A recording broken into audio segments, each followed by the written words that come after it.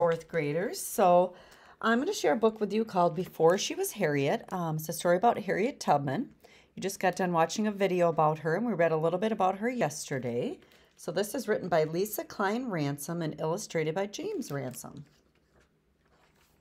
Before She Was Harriet. Here she sits, an old woman, tired and worn, her legs stiff, her back aching. But before wrinkles formed and her eyes failed, before she reached her twilight years, she could walk for miles and see clearly under a sky lit only with stars. Before she was an old woman, she was a suffragist, a voice for women who had none in marriages, in courts, in voting booths. Before her voice became soft and raspy, it was loud and angry, rising above injustice.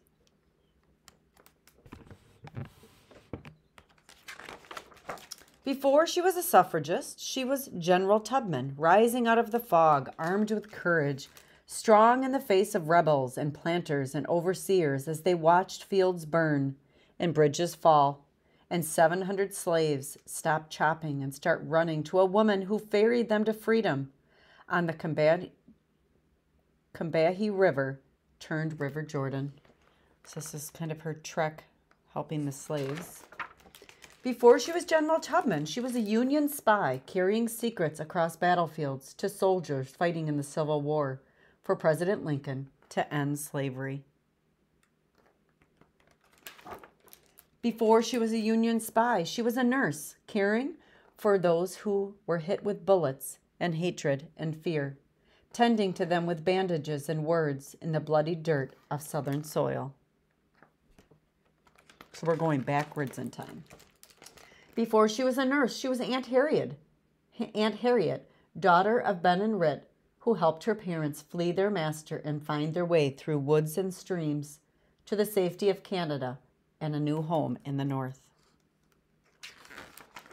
Before she was Aunt Harriet, she was Moses, a conductor on an underground railroad with no trains and no tracks, just passengers traveling to freedom.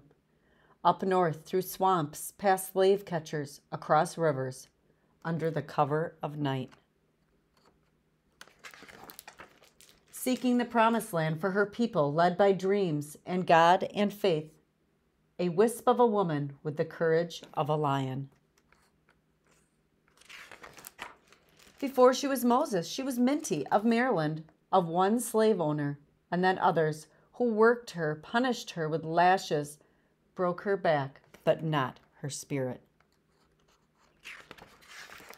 Before she was Minty, she was Araminta, a young girl taught by her father to read the woods and the stars at night, dying for the day.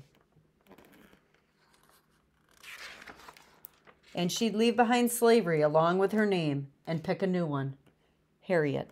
So that was not the name she was born with.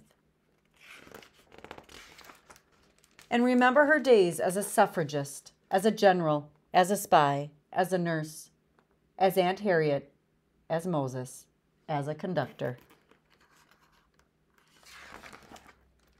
As Minty, as Araminta, who dreamed of living long enough to one day be old, stiff, and achy, tired and worn and wrinkled, and free.